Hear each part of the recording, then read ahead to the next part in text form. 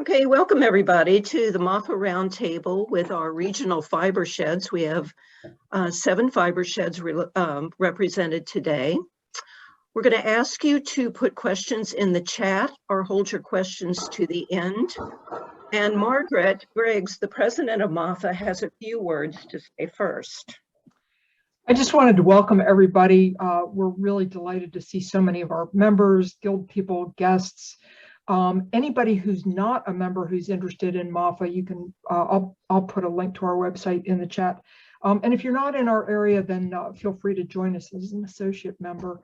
But we're just delighted how well received the roundtables have been and how many people have been participating. Cold winter evening, nice to get on here and talk about some fiber. I also want to mention that we are recording this. Give me a couple of days because we're also in the process of, we're going to add a page just for the roundtables. Under Guild Resources on the MAFA website, we'll have a page that'll have a list of all the upcoming and all of the recording links. So we'll have a new page sometime this week that'll have all of the previous roundtables, future ones, and that way you can find schedule and links to recordings and all that stuff in one place. But we're working on that here in the next couple of days. The last thing I wanted to say, if anybody here is an instructor, I'm going to put in a plug for the MAFA conference. We are taking proposals right now for workshops. We're planning for an in-person conference, June 20, of course, I just forgot the dates, June 2023, we'll be back at Millersville, and the deadline to submit proposals is February 18th, so get your proposals in. If you need any information about that, email education@mafafiber.org. And so I'm going to turn this back over to Sarah and okay, so first thing I'm going to do is ask each of the fiber shed representatives to introduce themselves and talk a little bit about their fiber shed. Since I can't see everybody, we have so many people here, we have multiple screens. I'm just going to go down my list, and I'm going to start with Ann Choi from New Jersey Fiber Shed. Hi, everyone. I'm here with my other board members, Laura Chandler, and I think Sue Cosberg and Andrea Holliday are also on the call. We are NJ Fiber Shed. We started in 2019. All right. Next, Marion Bruno from Chesapeake. Hi, Marion Bruno. I'm in Arlington, Virginia with the Chesapeake Fiber Shed that encompasses pretty much the Chesapeake Bay watershed. Also on the call tonight is Gretchen Frederick, who's also on the working committee, and we're delighted to be here. Thank you. Courtney Lockmere from Piedmont. Hi, I'm actually going to be in place of Courtney today. I'm I'm Ade, and we are out of Piedmont, North Carolina, Piedmont Fiber Shed. And Piedmont Fiber Shed has actually been around for a long time, but went dormant for a little bit and is now in this sort of rebirthing, reorientation space. Glad to be with y'all tonight. Okay, thank you. Judy Jetson from Blue Ridge. Hello, I'm from Weaverville, North Carolina, just north of Asheville, but since we've got Weavers in the room, I thought I would tip my hat to that history. We formed the organization that's the home for the Blue Ridge Mountains Fiber Shed in 2012, so we've been around almost 10 years. We affiliated with Fiber Shed about 2 years ago, and we're a 501c3. Thank you. Central Appalachia, Beth. Hi, I'm Beth Shark. I'm in Morgantown, West Virginia, and the Central Appalachia Fiber Shed is still a relatively young fiber shed. We've been around for about 1.5 years now, I think. We encompass all of West Virginia and then the bordering counties of the 5 bordering states. Thank you. Rachel from Pennsylvania. Everyone, I'm Rachel. I'm in Philadelphia and I represent the Pennsylvania Fiber Shed. We also work with our partner organization, All Together Now Pennsylvania. So you'll see that's the link to our website there, which is a nonprofit. And I am the Clothing and Textile Coalition leader for that nonprofit. So we work hand in hand to get a lot of these really exciting projects done. Thank you. And Laura from New York Textile Lab, an affiliate. Hi, everyone. It's really great to be included in MAFA and to be in good company of the other fiber sheds. I am the New York fiber shed. I'm located in the Hudson Valley, New York region. My fiber shed encompasses a 300-mile radius around New York City. And we work to grow bioregional textiles that are sourced, spun, knit, woven, all within 300 miles of New York City. Nice, thank you. All right, so what I'm going to do, I have a series of questions for our panelists, and I'm going to start out with the first one from Marian. And just Marian, tell us exactly what is a fiber shed? Great question. So I put together just a couple of slides that might help. First of all, the Fibershed movement was founded in 2010 by Rebecca Burgess in North California. It was her personal journey where she decided she was going to try to source and wear a wardrobe that she found within 150 miles of her home, which proved to be much more difficult than she thought. And through that process of connecting with artisans and farmers, this was basically the seed of the fibershed.org movement. It's a nonprofit. It now encompasses fiber sheds, regional fiber sheds like the ones represented here tonight from all over the world. And it's really focusing on developing regional and land generated natural fiber and dye systems. And as I always like to tell people who, when I say that I work with a fiber shed, just think farm to closet instead of farm to table. And that's a pretty good way to do it. Looks like I skipped a slide here. Hold on. There it is. So one of the things about the fiber shed that I think is really important to think about in our everyday life is this soil to soil continuum, that so much of the clothing we wear, the textiles we use, we're not really aware of what the ramifications of those are, especially over the years of using synthetic fibers. And in the soil to soil system, it would be that we manufacture, we make, we compost, we use materials that can compost, that then applies to the pasture land, that then provides nutrients. And that if we can create this type of soil to soil chain, we will be in a much better world, both as far as our climate, as our bodies, and our health. And I find this is a great visual. So, gosh, I keep somehow going too fast. So what our local fiber sheds do, and I'm going to speak for ours and others, I'm sure are a little similar, but we're trying to develop regional and regenerative fiber systems. And we're doing that by trying to teach people about climate beneficial agriculture, trying to find opportunities for regional textile manufacturing. Much of that has been lost to us.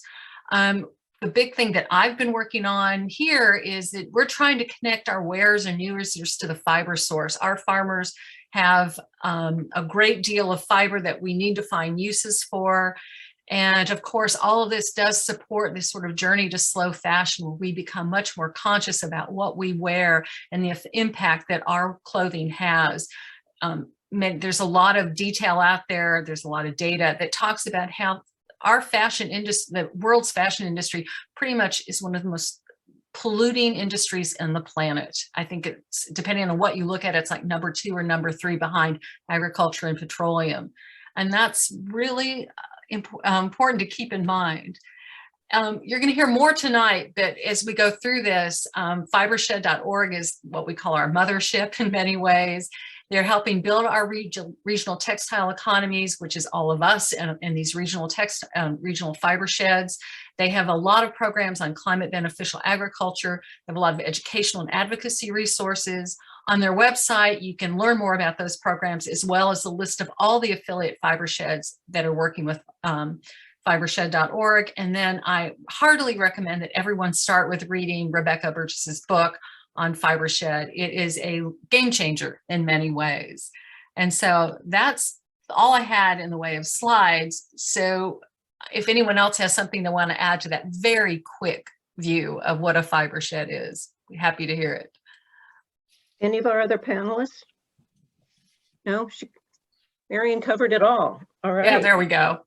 I guess I just want to bring in and lift up that while Rebecca, amazing person, founded the organization Fibershed, the kind of spirit behind Fibershed has been around for ages. It's an ancient practice to be in relationship to land and our cloth in these ways. And so holding both the relative newness of this particular format of the work, and that fiber sheds, just like watersheds, food sheds, are not new.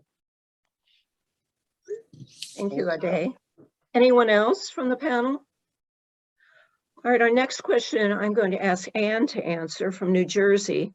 How did your organization get started, and why did you choose to become a fiber shed?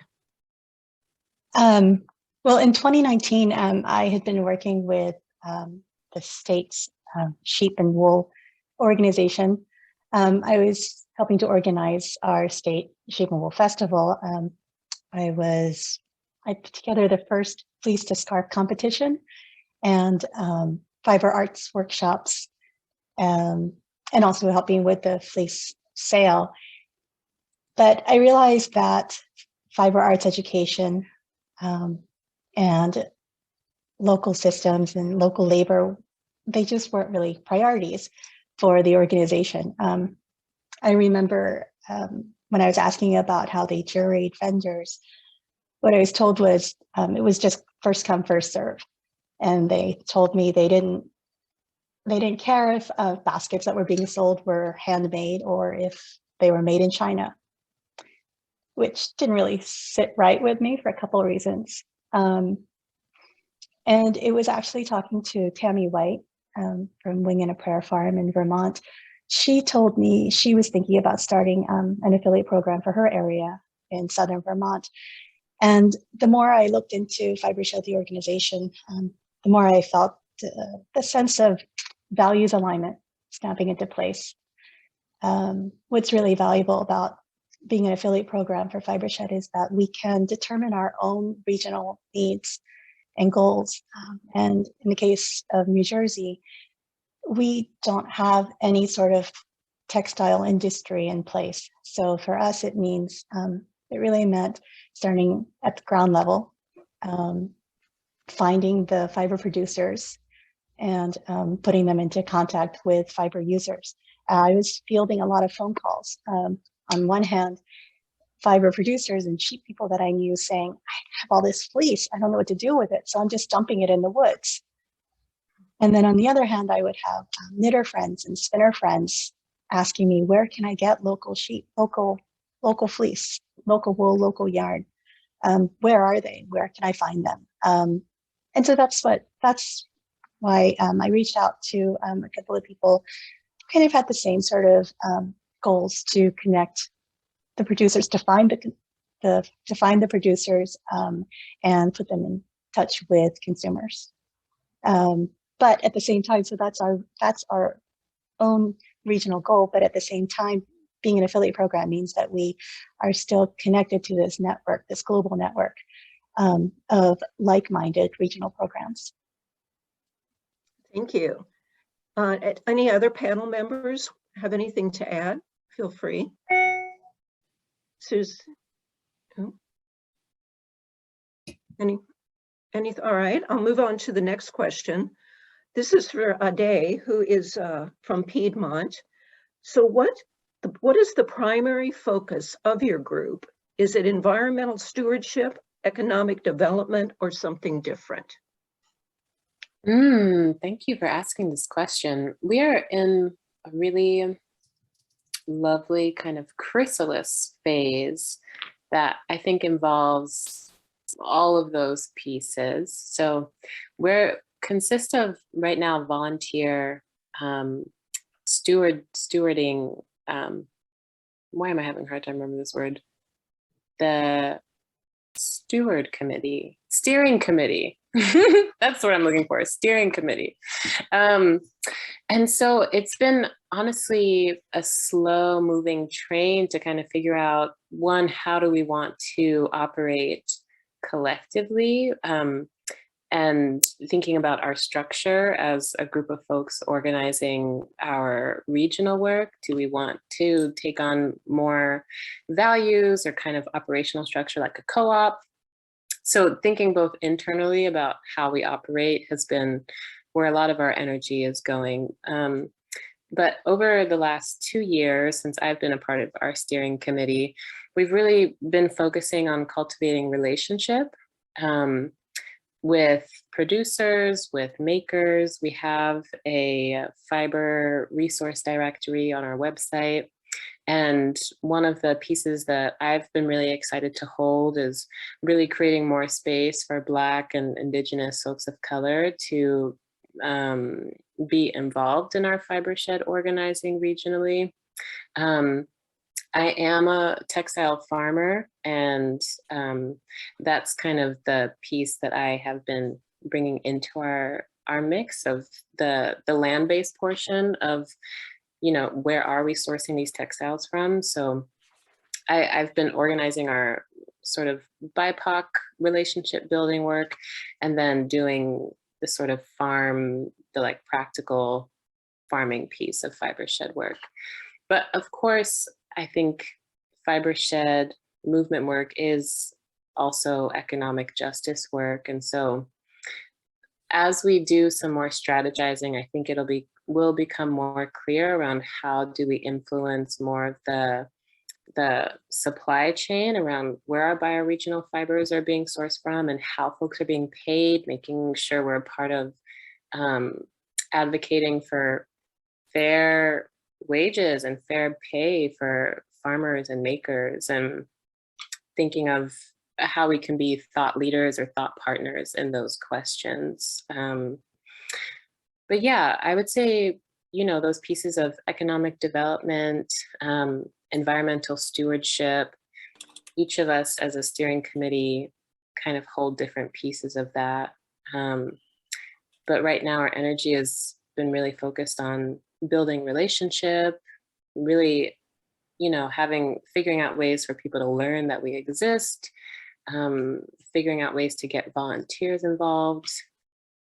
And yeah, I feel like we are on our way. We have a couple events planned this year, but when you move to the South or have any experience of being in the South, you know that relationships are built slowly and intentionally. So that's the work that we're in right now. Thank you. Any other panel members have anything to add? And I'm happy to repeat the questions if you like. All right. Beth, you're next. What has been your most popular program so far?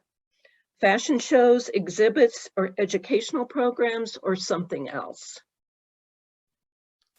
So I think I'm going to first reiterate what's been said before about how sort of outreach is a really key factor in sort of getting buy-in from the community. And because we are such a young Fibershed, that's been the biggest issue, is how do we get people to understand that we exist and what is it that we're trying to do. And in West Virginia, I'd say the majority of the farmers are sort of from an older population. So there are issues with communication. There's a lot of issues. But having said that, I just want to let everybody know one of the things that we found, which was incredibly helpful, is we were able to run a Q&A session at I think it's an annual conference it's called the Small Farm Conference through our local WVU extension program. And I found that the extension people through WVU have been our biggest supporters in getting the word out to what we're doing. So I highly recommend that you all find out who your extension people are, because they are all like-minded and very much, you know, our thing is to sort of create more economic development in West Virginia, which it desperately needs around fiber. So having said that, there's a couple of things that we have in the works. One is, and this is through that opportunity of meeting people through the Small Farm Conference, which was incredibly well attended, and we were so excited. So through that, I met a few weavers. One is, she's the president of a local weaving guild in West Virginia, and then another woman who is she owns a fiber retail store and also a fiber artist. And another person who attended the conference had this big wool donation that, you know, they're sitting on a lot of wool. They didn't know what to do with it. So we brainstormed and we came up with this idea of sort of having this arts party. This is what they called it, the fiber arts party, where anyone who was interested could get 8 ounces of alpaca or 8 ounces of coopworth roving, and then do whatever you want to do with the material. So everybody started with the same material, and then all the artists, fiber artists, you know, textile people who are interested are now the ones that are participating. I think we have about 30 people participating, have until I think it's the middle of April, and then all of the work will be on exhibit in a gallery in Elkins. So through partnerships with the community, we're seeing, like, you know, that's just a great example of how you can actually pull all these different people together and make something happen. Another thing is I'm very, very fortunate. I teach in the fashion program at WVU. And through a couple of small grants, I've acquired some looms. So there's like I teach textiles mostly, but the hands-on, the making portion of that was non-existent. So we're building up through donations. I'm going this weekend to get another loom donation. So again, getting the word out, we're starting to establish a real maker's space on campus, and it's multidisciplinary. Anybody at the university that's interested can come, and I will, you know, show them how to weave. We have a dyeing lab, and you know, we grew it. We had a dyer's garden where we grew all our own indigo. We just did some dyeing today with marigold and indigo, and got this incredible green. So it's very hands-on with my students, but it's slow going, but my students are actually connecting with members of the community, because the missing piece for us is we don't have the wool, and we don't have a way of processing the wool. So I rely on people in the community to help us, and then my students are working with those materials to create really cool things, I hope. And then the last project that I'll mention is, so I'm from New England, I'm not from here. And I worked in Chicago, I taught in Chicago and worked with refugee women on production sewing, and worked with a couple of manufacturers there. And so the first thing I did when I came here was, well, I know there's not a big refugee population, but I bet there is a population that could benefit from learning a new skill. And so I looked for any kind of garment cut and sew manufacturing in West Virginia, and there's nothing, zero, and it had existed many, many years ago. So I'm in the process of working with a lot of other like-minded entrepreneurs. There's a company that was in New York City, a very luxury leather goods company that has moved down to West Virginia and are interested in opening up a facility to manufacture their high-end luxury bags. There's a few other people that are interested in looking at like producing small batch manufacturing. And that, you know, there's a great need to find jobs like that. So we're looking at like the entire supply chain, I guess. So I'm like really excited about any economic development that our Fibershed can be a part of, is just really exciting for us. Pretty impressive, Beth. Since Well. you're new, getting Well, started. This is, yeah, well, I'm sort of a train wreck these days trying to get all these pieces together, but it's been a lot of fun, I have to say. So we'll see what happens. But for us, and I would imagine, I mean, because West Virginia is very rural, it's really hard to make connections with people. So slowly but surely it's happening. But thank you for saying that. Well, thank you. Do any other panelists have anything they want to add to this particular topic question? Not so much to add, but I do have a question, Beth, about, and in general, is it common for folks with flock to have surplus wool or? Well, good wool, you know, yeah. Waste wool, sure. Like somebody else said, you know, people are dumping wool like crazy because they're not farming fiber, they're farming meat, right? I don't know, this might have been a one-off, but it was someone she's a farmer and she's a weaver.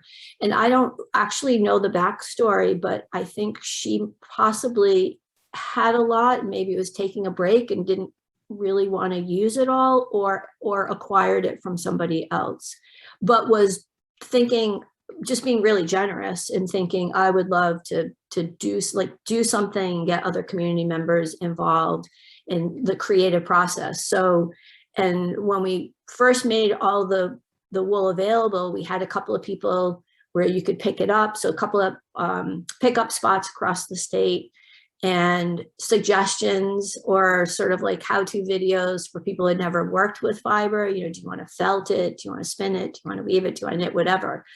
So I have no idea what people are doing with it, but they have to show us. They've had, I think it's about 9 months from the day that they got it until the time of the get-together. There's going to be a get-together in the spring. It's kind of exciting. I don't know if you all are familiar with the weaving mill in Chicago, but they did a similar thing with cotton, and it was a really successful program. Thank you. All right, Judy, next question is for you.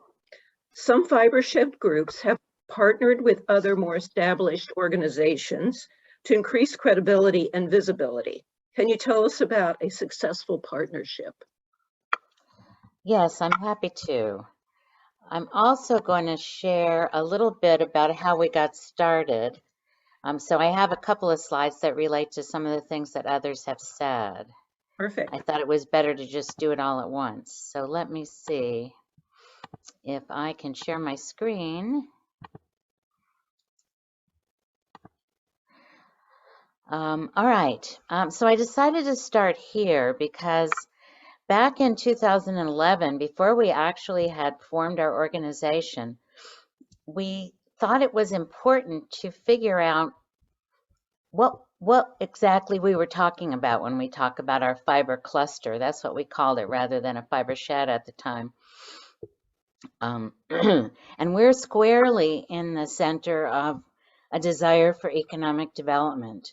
It's not economic development at the exclusion of the environment, but that's also the thing that's driving interest in our organization and our work in Western North Carolina, because this has been an area that's been fairly depressed ever since the tobacco program ended, which has been 10, 15 years ago now.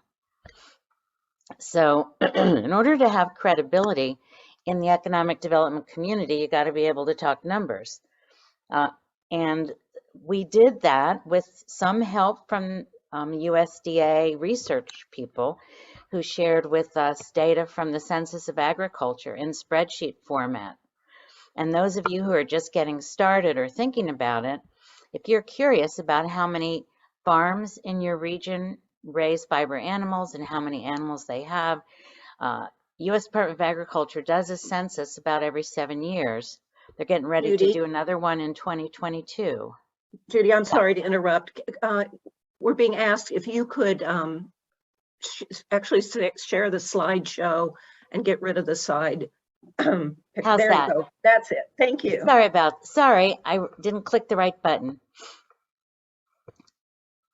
So these are the numbers that we gathered as we began to think about us being a fiber cluster.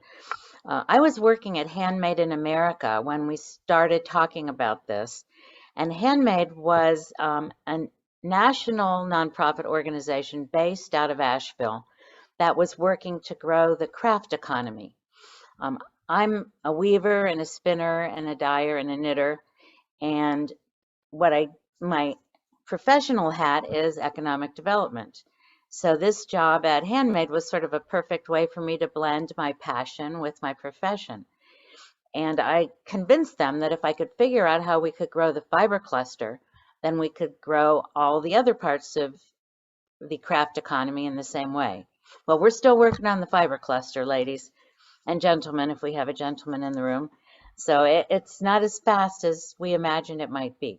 But anyhow, I would urge you to do your best to get some numbers together about your region, whether you're thinking about a 100-mile radius, a 300-mile radius, a 50-mile radius, doesn't really matter. Start drawing those circles and see how many people and businesses and animals you're talking about. because then you'll be able to see if you can move the needle going forward. In order to find out how many fiber art professionals we had, we worked with the Craft Guild. The Southern Highland Craft Guild is our big one here, but there's also a lot of our members who are part of the Piedmont Guild. We also have professional fiber artists that are members of local Weavers Guild and Knitters Guilds. So we really got to know all of those different groups as we put those numbers together. So our approach, and I think this is relevant to a couple of the questions, is that we wanted to first raise awareness and appreciation for local plant and animal fibers and fiber arts products. And so we were very consumer focused at the beginning and did things like fashion shows and exhibits, because we felt like it was really important that the people who lived here and visited our region knew that textiles and fiber existed. When I first came to Asheville back in I guess it was probably 2007, 6. You couldn't even buy local fiber in a store. You couldn't buy local yarn in a store. It was all imported. So there was we'd lost the connection between farmers and fiber artists and consumers. So we've really worked to try to reestablish that. That was the second point. The third is strengthen the economic viability of our creative community and help reinvest in the textile industry. And then last, and we haven't really worked on this as much as we'd like, but it'll be the most important, and that's to advocate for new markets and programs and services to add value to local products and create jobs. So here's the thing you asked me to talk about, Sarah. I mention Handmade in America because that was our organizational home for our first 3 years. I think it's very hard to start up an organization like this without a place where you can make copies and have meetings and drink coffee and tea and have a potluck or all those sort of things that we like to do. But it surely doesn't have to be a craft nonprofit. It could be any group. We had monthly meetings of a textile study group at the Center for Craft, which is another national nonprofit that's headquartered here in Asheville. But they had a great big meeting room and all the audio visual stuff you could ever want. And they set the meetings up for us. And that was really an important part of getting started. We hosted those meetings every month for almost 8 years from when we got started, and it was a different speaker every month, and they were all free, most of them local, although sometimes if there was somebody running through town for one reason or another, we would invite them to give a talk, and that was fun. Our fashion shows, we've had 3 of them. One was hosted at the local art museum because I had this idea of having a big runway down their big wide corridor, and they said, sure, we'll let you use our museum for free, one-time deal. And that was wonderful. We've also had 2 fashion shows at the Folk Arts Center, which is run by the Southern Highlands Craft Guild. We had an exhibit at Haywood Community College, which has a professional craft program. We've had another exhibit at the Asheville Area Arts Council, and then we also rented studio space from the Arts Council's incubator for 4 or 5 years. We couldn't have had a Fiber Farmers Day, which is a sale that we do once a year, without the North Carolina Farmers Market. They charge for space, but we found a local organization called WNC Communities that is a grantee of the U.S. Department of Agriculture, and they were willing to cover the cost. And then we had several Fiber Farmers Forums hosted at extension offices and experiment station facilities in our region. I will say that we had, at one point, I had to ask the chairman of the county commission to make a request to the extension office to work with us and help us find a place because they weren't returning our calls. Because sheep aren't really seen as being as serious farm animals as cattle, for instance. Cattle sort of rule the roost out here. I don't know how it is for the rest of you, but I've never been one to hesitate asking somebody for help. And I think that that's an important part of how you make your way in this world of Fibershed, is to make partners, so that when you get to the point, which is where we are right now, that you can afford your own facility. And I wish I had pictures of it, but I didn't get started on my PowerPoint soon enough to do that. But you can see them on our website if you go to our website. We now have a big building that's our own. We have 3,000 square feet that has a retail space. So we just opened our retail store 6 months ago. We still have our workshops, which have been the mainstay in terms of funding the organization.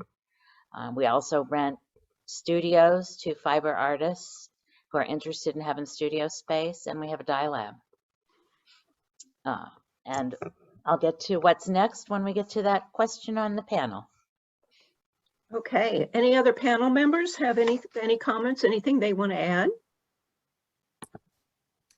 No, but I just appreciate you bringing the economic development lens. Like, I didn't know that fact about the USDA having that information. And yeah, your slides were really informative about just how to organize around the economic piece. So thank you. And we're in the same state, so we'll probably be reaching out more. Excellent. Be great. Rachel from Pennsylvania. What are some of the fibers produced in your fiber shed, and how do farmers get them into the hands of makers? This is a great question, and I'm going to share a little bit about what we're doing. I'm going to share my screen real quick that will help me answer this question, because we've been working on a mapping project with our Fibershed grant. And so this map may not look very exciting to everyone, but for us, it's really thrilling that we finally have this up, because what it shows, and this is only the first step in the process here, but what it shows are the different fibers that we have available. And you can sort, and you can click on each dot, and you can see what is all available within Pennsylvania and within 50 miles of our Pennsylvania border. So currently we have alpaca, we have wool, we have flax, and we have hemp. And I'll do a shout out. I think Heidi Barr is here from the Pennsylvania Flax Project. She's been with her partner Emma really championing growing of flax in our state. And we have a lot of challenges as far as getting this fiber in the hands of the people who need it for the end use. And so one of the things that we've been doing is we've been interviewing different groups in different parts of the supply chain. So we had a meeting with wool farmers, we had a meeting with fiber processors, we had a meeting with fabric mills. And to echo what a lot of the other fiber sheds are saying on this call, it's really a challenge. It seems like we have a lot of the materials, but they're not connecting with the right people to get into the right hands. And so there's waste. Our fiber processors are very backed up. They're having a hard time finding employees and people to train to carry on these kind of learned traditions that they've passed down through their families. So that's what we're really hoping this map will accomplish in a big way. And this is only the very first step, but being able to share this map wildly with people in our region so that farmers can connect with processors, and processors can connect with fabric mills and with designers, and really make everything accessible in a way that people can understand, so that we can get those fibers into the right hands and reduce waste and really build up our supply chain and create jobs and create co-ops and create not only jobs, but jobs that are sustainably based and people can afford to live on, and give employees the rights that they need, while still kind of bridging this gap between this urban and rural communities. That's what we work with a lot with All Together now. Because we have a huge designer community in Philadelphia. We have a lot of designers, and I get asked all the time, we want to source locally, where do we do it? And unfortunately, right now, I don't have a lot of great places to send them to. I can send them to different pieces of the puzzle, but it's incredibly difficult to source all the way from the fiber level all the way to a finished garment. So that's what we're hoping to do with this map. Excellent, thank you. Any other panelists, questions or added comments? All right, Marion again. How is the oh, I'm sorry. No, it's okay. I just have like little comments here and there, but just seeing this common thread of how important mapping is, or just really getting to know the terrain of like who is actually in this fiber shed. And so I love the mapping project y'all are up to. Thank you. Marion, how has the pandemic affected your organization, and what are you doing differently now than you were 2 years ago? 2 years ago, we had just gotten off the ground and had a lot of great ideas, but things pretty much slowed down for that first year of the pandemic. I think that happened for a lot of people, that, you know, you stopped all sort of outreach. I think what we have done, how it's affected us, is to pick up on social media more, Instagram, Facebook. We do a lot of Zoom. We now have a dedicated Zoom account so that we can meet with our people, with the people within the Fibershed monthly on our Sustainable Cloth Challenge, and every other month more broadly on topics that are of interest, trying to get speakers in and to get information out there through social media channels has been the biggest shift for us. We're all looking forward to the day that we're back in person and can be doing farm visits and actually touching the fiber as we had beforehand. But that's been the biggest shift, is having to do it all virtually. And what about the other fiber sheds? Have you experienced something similar and had to make adjustments? Yeah, I could actually, this is something we think about a lot. We also started up just before the pandemic, and we had these great plans. We were going to kick off with a big fiber farmers market. And we were going to have workshops led by Deb Robson. She was going to look at the different breeds that we have in this state. But of course, we had to cancel all of that. So what we did was we changed that into a much smaller scale event, which worked out really well. And that's the value of small scale and local and regional, right? It was the opposite of like the New York Sheep and Wool Festival or the Maryland Sheep and Wool Festival. We were able to control how many people came. The first one that we had was in 2020, I guess. And we had people register online. And we limited the number of people who were able to come each hour. We set up the parking so that we could kind of usher people out every hour. So we had a raffle in the parking lot at the end of the hour so that everyone gathered for the raffle, and then we sent them on their way. It was really nice to be able to provide an event that we felt confident was safe for a lot of people to be able to come, because, you know, sheep are out there growing their fleeces, pandemic or no. And for a lot of shepherds, this was really the only way that they had to sell their fleeces, because they weren't going to the big vending events, and they didn't have a website.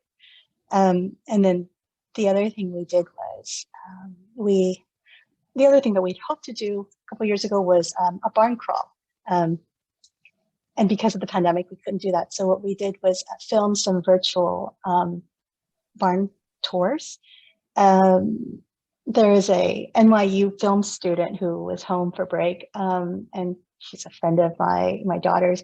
And I grabbed my son, who has recording equipment. So we went to farms and we interviewed them. So they got to talk about how they started their farms and introduced their animals. And then we put that up on our website.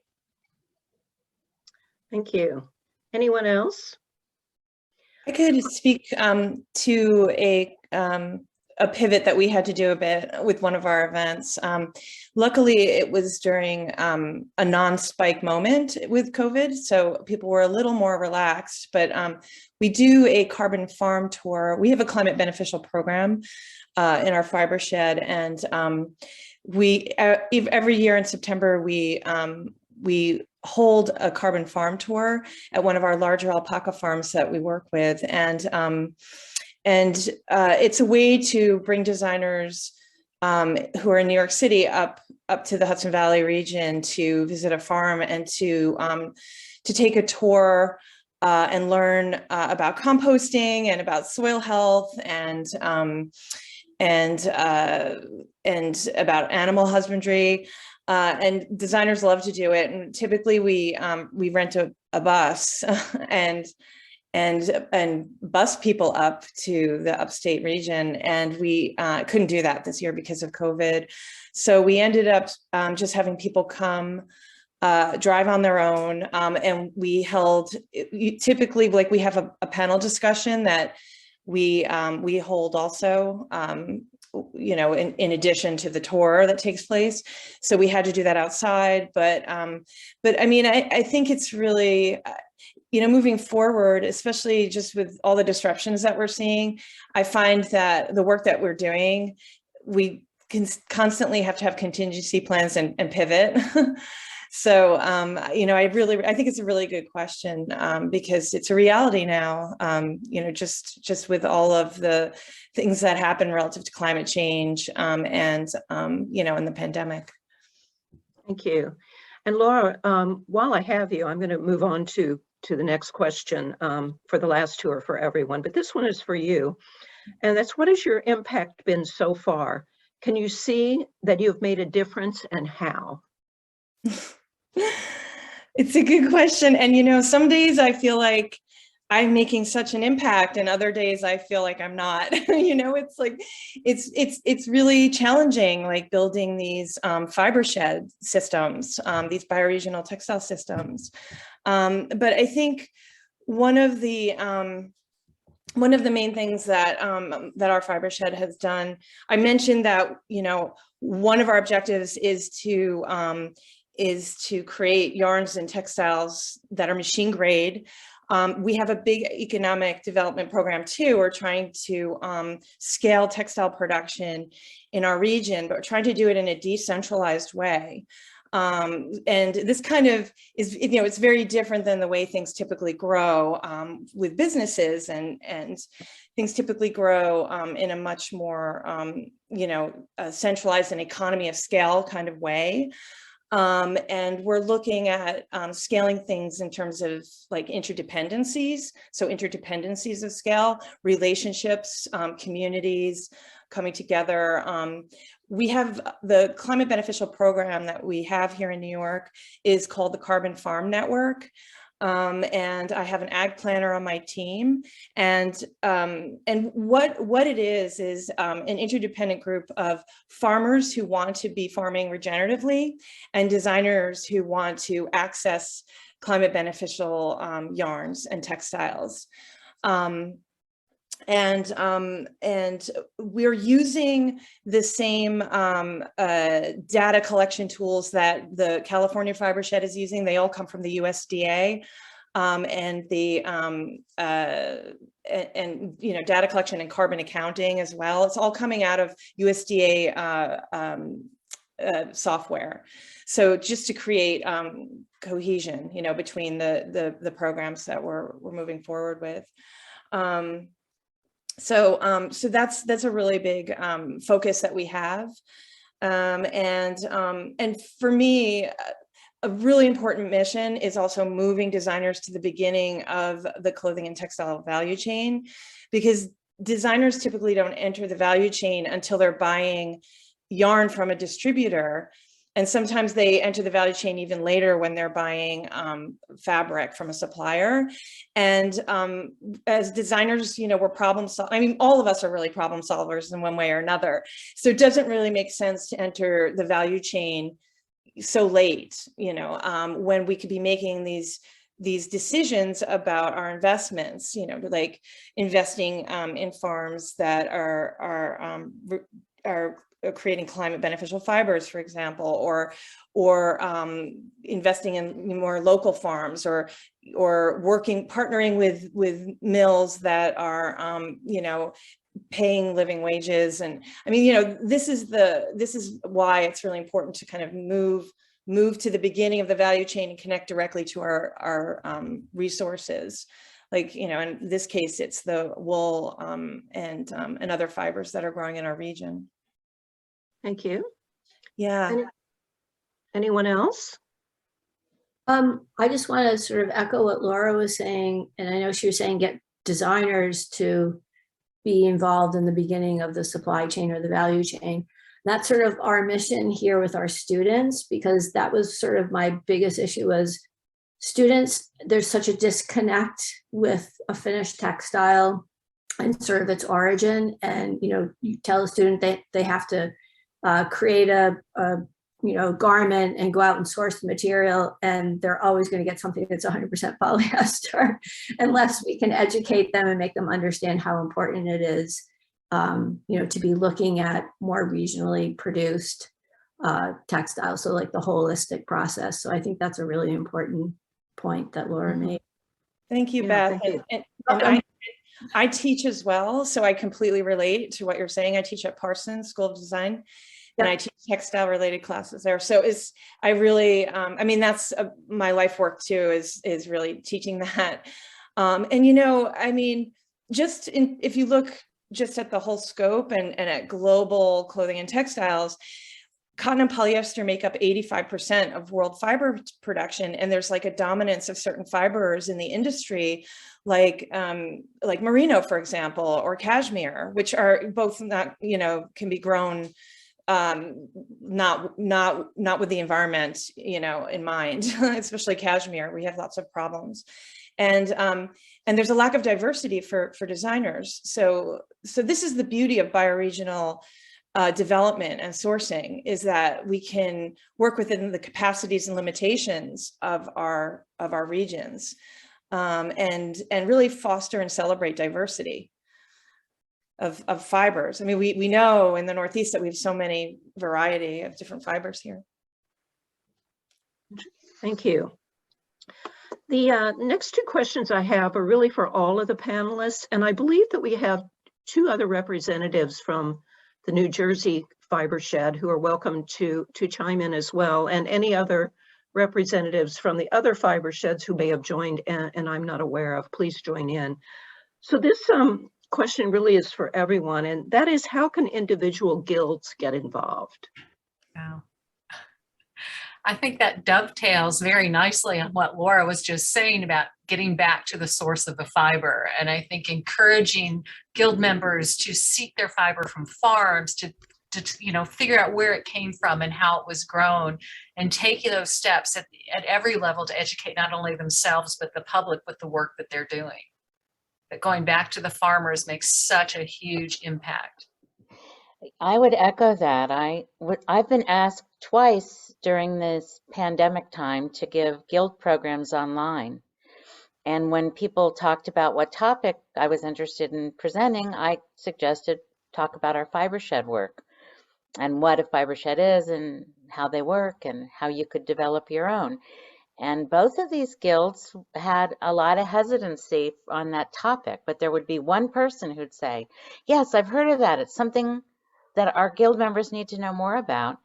And I think in both cases, I got them to think about things that were grown in the area that were unique to the region. One of them was in Florida, and you know, what sort of things could be grown there. And someone said, well, you know, one of my neighbors has Florida cracker sheep. And I don't know what you do with that fiber. And I said, well, it's actually an endangered breed, and we've had people buying it from Florida and bringing it up to North Carolina to see what it was all about. So I think having a guild program about Fibershed and getting a speaker either from your own area or from someplace else would be a really great thing a guild could do. Right. There's also the Shave 'em to Save 'em program through the Nature Conservancy, which is really The a Livestock fantastic way. Conservancy. The livestock, Yeah, the thank you. livestock, yeah. But programs like that and featuring them to make people much more aware of the wool that's out there, and not everything, and you know, make those relationships with the farmers. Get to know, you know, don't just go past the booth at the Fiber Festival, but get to know them and get to understand their animals and what they have, and then come back and source them at other times as well. Sorry. Go ahead. I was just going to say that I think guild members could could be involved in educational programming as well. I think that there's a really great opportunity for that, to share skills, that way. So I just want to mention. So we don't have a partnership with state organizations or art centers, but the guilds are, because our state is pretty small, right? It's pretty compact. We do have several guilds in the area. And at our fleece and yarn sales, we invited spinning guilds in our state. There are actually two, one in the north and one in the south. And they came and they hosted a spin-in, which is great because I think they appreciated being able to connect with one another. And then they also were able to talk to customers who are shopping, and they were able to, people who are new to spinning, they got to meet the guilds. And at our next year's fleece and yarn sale, I'd like to have a fleece scarf competition. I talked to the Philadelphia Guild. I think I said we were going to do it in the spring, but we're going to switch things around, and we're just going to have it in the fall now. So we're inviting guilds to raise a team to compete against one another. And I'll be tapping my weaving guild, my local weavers guild, for the judges to come judge the competition. And actually, I think it was you who gave me the idea. We just put up a new membership category on our website. So we have producer members. Those are people who are producing fiber in our state. We have artisan members who are working with locally sourced materials, and we have community supporters that's not bound by geography. So today we set up a guild membership for guilds to become members too, so that we can put we do have a directory. We have that map where we've put the fiber producers and artisans, and we would love to put guilds on the map, on the New Jersey map. It was funny. I actually was on there today and I noticed it and I thought, oh, yay. That was from you. Yeah, I think that's a great idea, maybe for all the fiber sheds to consider having that option. So we look forward to joining. I want to add too, Sarah, sorry, real quick. I think that challenges are a great way to get people involved and interested in this topic. So I want to echo what everyone else said. I completely agree. I think having those educational speakers and getting your guild informed is really great, but then having a follow-up action step to that afterwards is also really important and can be a really fun way to get your guilds kind of like actively into this. It does take people, I think, a bit of time to shift maybe from, maybe you're ordering your yarn online and you have your website that you go to really getting to know a local farmer. So doing challenges or encouraging your guild to get local can really help to just solidify those habits. Yeah, and I'll put in a case study here for our Sustainable Cloth Challenge. The Baltimore Handweavers Guild, they put together a team that's taking it from fleece to a finished woven good. And that's pretty exciting to watch their progress. It's a group of, I believe, 10 or more. So yeah, they're great ways to get involved. Sounds good. The last question I have is for everyone as well, and that is, what are your plans for the future?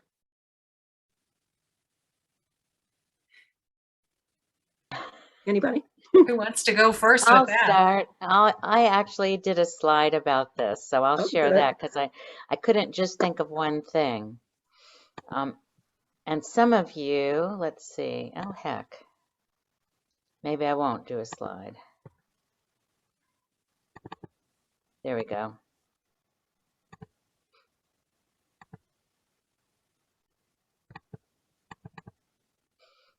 Honest to goodness. There it is. All right. The first thing I listed is actually the future is now. We opened a retail shop in our studio, not really having any expectations for what we would have in sales, but we knew from surveying our members, and we had a small grant from Fibershed to do that, that both farmers and artisans had trouble finding places to sell their work. So we found a space that was big enough to have a retail shop. We run it somewhat similar to a co-op, as some people have described it. And that's a much more favorable commission split than in the galleries. The artist gets, or the farmer gets 75% and we keep 25%. And we can do that because we staff the shop with volunteers. So right now it's a labor of love.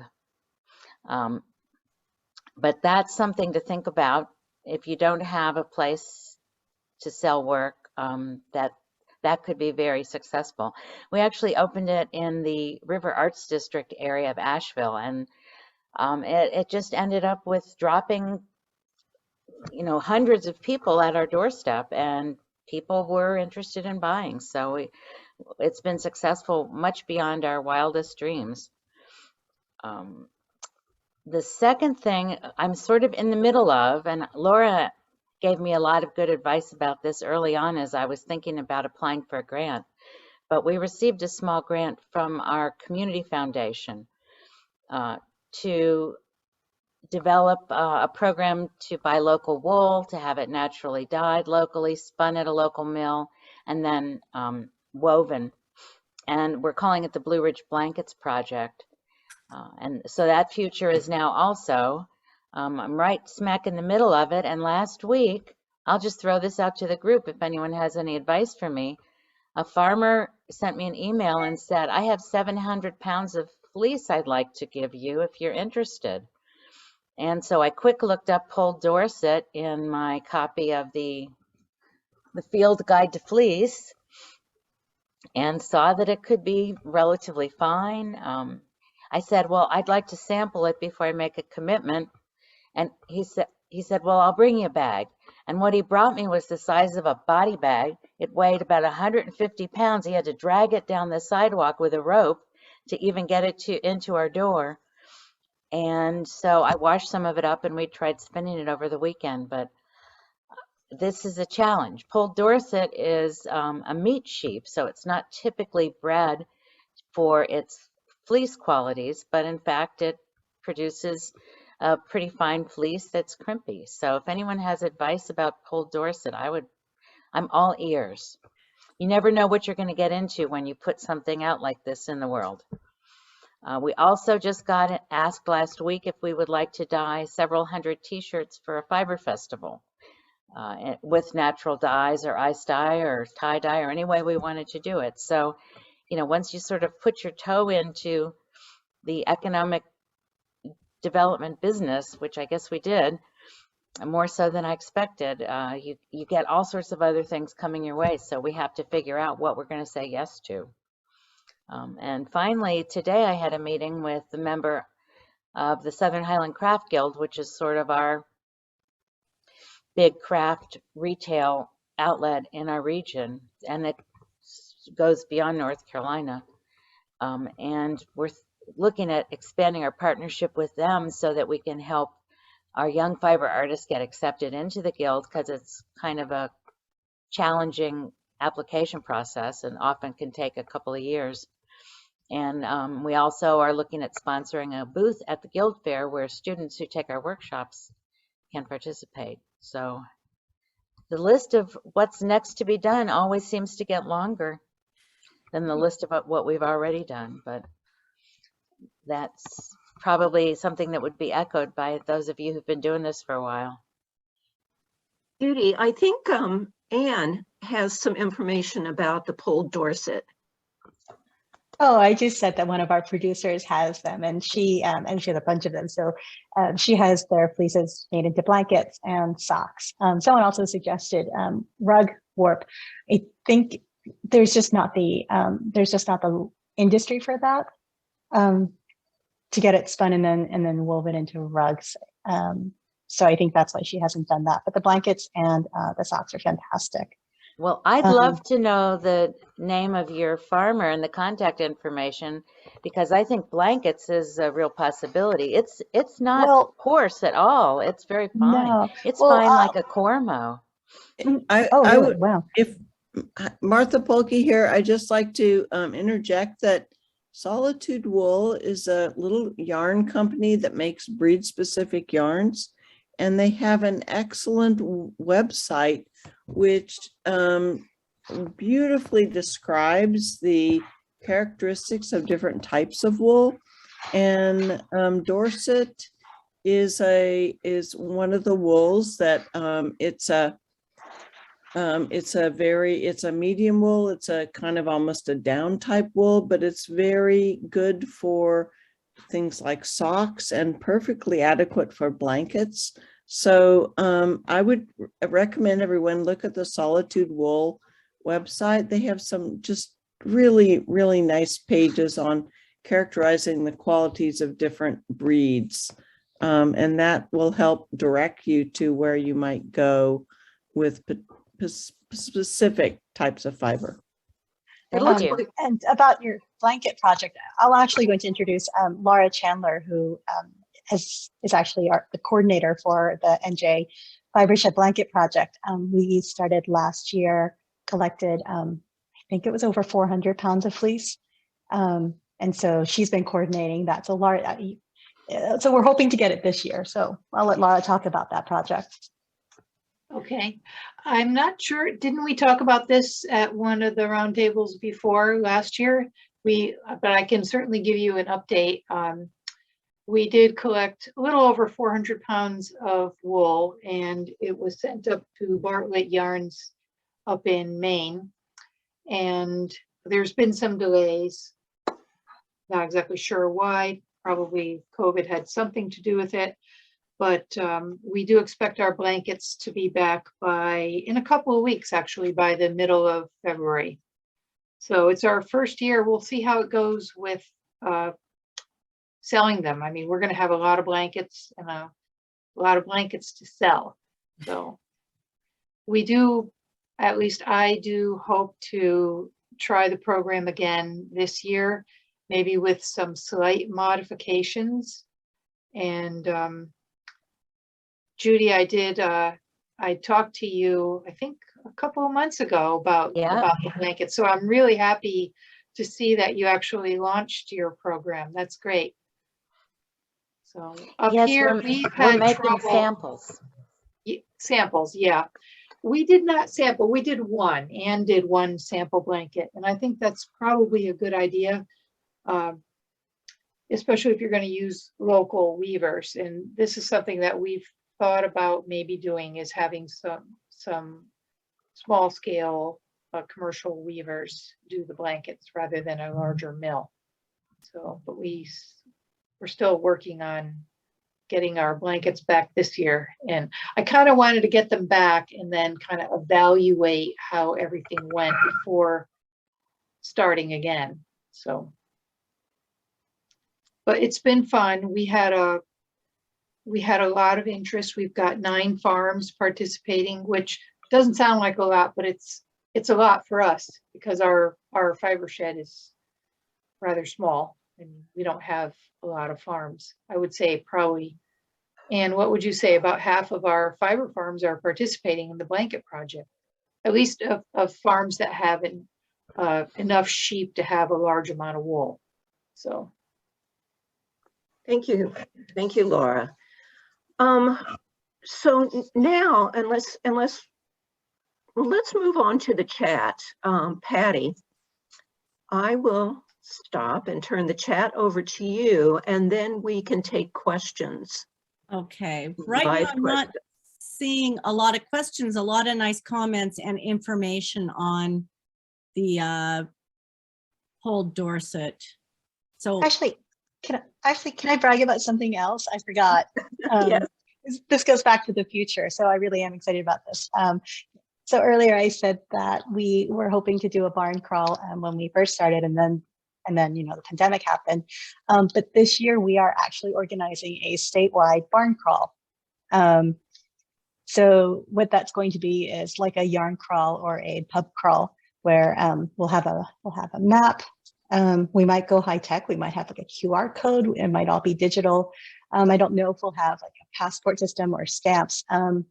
But our hope is to have farms participating from the 3 areas of New Jersey, North, Central, and South. And people can go to farms in their region it's not that big of a state, so I'm sure people will be traveling. And that'll be in the two middle weekends in May. We're connecting fiber farms with the artisans, where the artisans will be partnered up with the farms, and they'll set up a table at the farm, because we think that'll help draw visitors to the farms. We're also hoping to involve guilds.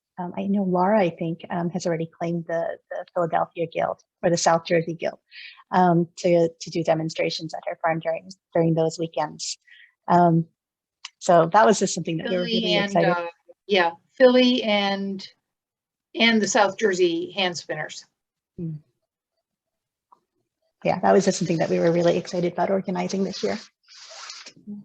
All right, we do have a question from Margaret.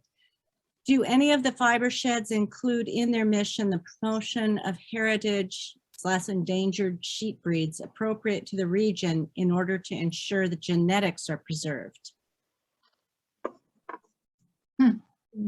I can kind of answer that one. So that's not something that we're at quite yet, but it is something that is certainly on the back burner and is something that we're absolutely going to be thinking about moving to the future. Right now, we're newer and we're just trying to assess what even exists in our region. And I think that that's true with a lot of other fiber sheds that I've been hearing from, is they're still just trying to reach out to a lot of the farmers in the area and have a better understanding of what does exist. And then the next step is, to include this topic as well, and really think about preserving some of the different breeds and connecting farmers and all of that stuff. So I'm also, I don't know if I mentioned, but I'm a sheep farmer, is what I am. So I'm also a board member of the North American Shetland Sheep Association. So the promotion of the breeds of each breed, I think that really falls under, I think that's really the responsibility of the breed organizations, because they have very specific standards that they're breeding their animals to. I know that I have personally leaned on friends who were wondering what kind of sheep to get, leaned on them to get Shetlands, or and also talked a friend into getting BFL, Blue-Faced Leicester, because their fleece is so wonderful. She really didn't care what kind of sheep she was getting, so I thought she might as well get sheep with a really nice fleece. Yeah, I would kind of echo what you said, Anne. I think that that's unlikely to be something that our fiber shed organization would take on as a priority, but it's something that a lot of our farmers think is really important. I think it's a decision that's made more at the farmer level rather than at a fiber shed level. But we have people who specifically raise Jacobs because they're endangered. We have a lot of Shetland breeders. A lot of the reasons they like Shetland, though, had less to do with them being on that list and have to do with them being small and easier to, handle physically than a lot of other breeds of sheep. We have another active member in our region who raises CVM Rommeldales, which is on the endangered list. And she does that because it's a meat sheep. It's a dual purpose breed is the way she likes to describe it. So she raises them and sells them for meat, but they also make lovely fleece.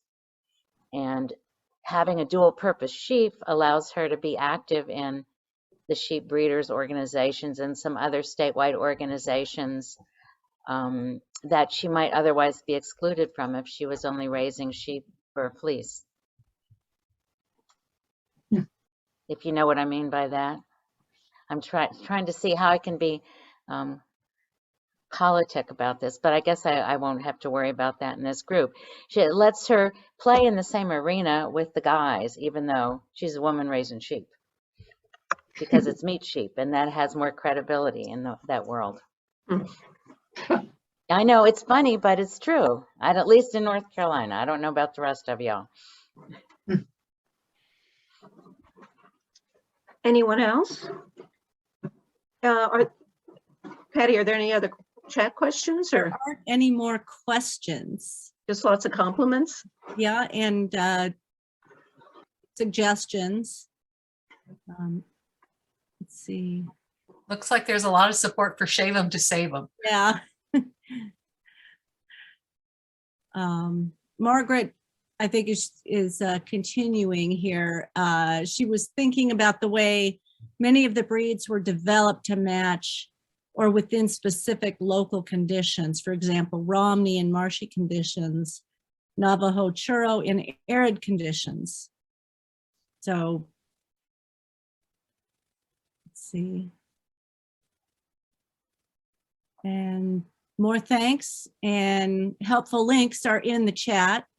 So everyone should make sure to zip through those. Does anybody in the audience have any questions they want to ask, that aren't answered in the chat already? Anyone? All right. Well, I want to thank all the panelists. I thank you for your passion about all of this and your knowledge and your dedication. It's just remarkable. And lots more thank yous coming through as well. And I think we can end there unless anybody has anything else. I'm just going to add, for those of you who are MAFA members and guests, we're going to be doing these roundtables at least every 2 months, although I think May and September we may be doing reps meetings. So March, we've got a wonderful program with Sarah Woodyard, who trained as a dressmaker in Colonial Williamsburg, and she's going to talk about some of that experience. If any of you have suggestions for panels or programs or interesting things for us to get together and talk about, please feel free, email them to Sarah at membership@mafafiber.org or send them to me at president@mafafiber.org, because we can schedule more than every other month if we have good content and things to talk about. So on behalf of MAFA, I want to add my thanks to everybody for participating.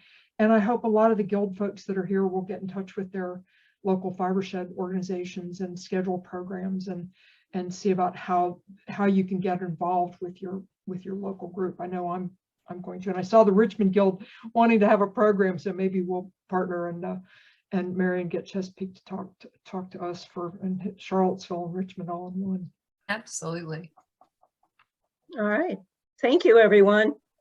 Thank you all. Thank Get you. involved. Thank All right. you. Take care. Bye-bye. Bye. Thanks.